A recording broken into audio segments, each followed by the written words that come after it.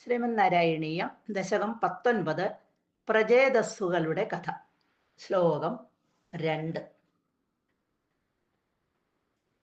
അഗജാനന പത്മാർക്കം ഗജാനനമഹർനിശം അനേകദം തം ഭക്താനാം ഏകദന്തമുപാസ്മഹേ. സരസ്വതി നമസ്തുഭ്യം വരദേ ജ്ഞാനരൂപിണി വിദ്യാരംഭം കരിഷ്യാമി സിദ്ധിർഭവതു മേ സദാ. ഗുരുർബ്രഹ്മ ഗുരുർവിഷ്ണുർഗുരുർദേവോ മഹേശ്വര ഗുരുഃ സാക്ഷാത് പരം ബ്രഹ്മ തസ്മൈ ശ്രീ ഗുരവേ നമഃ. ഓം നമോ ഭഗവതേ വാസുദേവായ. പിതുഃശുശ്രൂക്ഷാനിരതസ്യ ശാസനാത് ഭവത്തപസ്യാഭിരതാദശാഭിതേ പയോനിധിം പശ്ചിമമെത്യ തത്തടേ സരോവരം സന്തദൃശുർമനോഹരം. കഴിഞ്ഞ ശ്ലോകത്തിൽ നമ്മൾ കണ്ടു പൃഥുചക്രവർത്തിയുടെ വംശത്തിൽ തന്നെ ഉണ്ടായ പ്രാചീന ബർഹിസിന് ഭഗവാന്റെ കരുണ കൊണ്ട് 10 മക്കളുണ്ടായി. അവർക്കെല്ലാം പ്രചേതസ്സുകൾ എന്നായിരുന്നു പേര്. അങ്ങനെ അച്ഛൻ്റെ നിയോഗമനുസരിച്ച് പ്രചേതസ്സുകൾ തപസ്സിനായിട്ട് പുറപ്പെടുകയാണ്.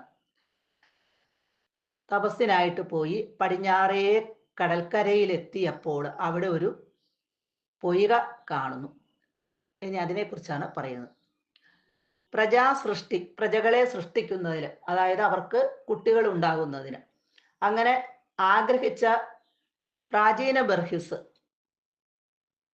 നല്ല കുട്ടികൾ, നല്ല പ്രജകൾ ഉണ്ടാകണമെങ്കിൽ തപസ്സുകൊണ്ടേ ആ നല്ല സൃഷ്ടി വർദ്ധിപ്പിക്കാൻ സാധിക്കുകയുള്ളൂ എന്ന് പറഞ്ഞുകൊണ്ട് പ്രചേതസ്സുകളെ തപസ് ചെയ്യാനായിട്ട് അയക്കുകയാണ്. തപസ് ചെയ്യാൻ പറ്റിയ സ്ഥലം അന്വേഷിച്ചാണ് പ്രചേതസ്സുകൾ പടിഞ്ഞാട്ട് പുറപ്പെട്ടത്.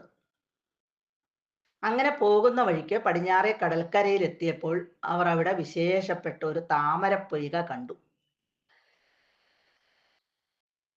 ശുശ്രൂക്ഷ എന്ന് പറഞ്ഞ സൃഷ്ടി. ആ സൃഷ്ടിയിൽ നിരതസ്യ തത്പരനായ, താല്പര്യമുള്ളവനായ പിതു, അച്ഛൻ്റെ ശാസനാത് നിയോഗത്താൽ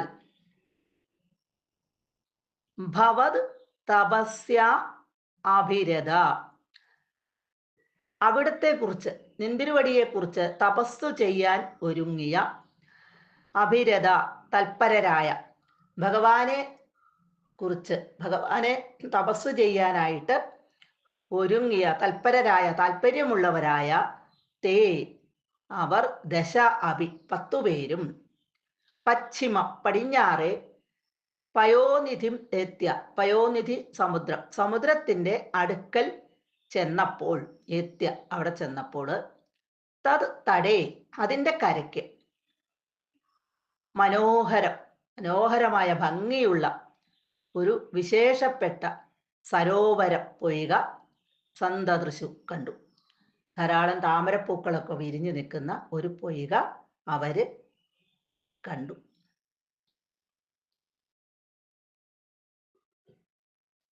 സർവത്ര ഗോവിന്ദ നാമ സങ്കീർത്തനം ഗോവിന്ദ ഗോവിന്ദ.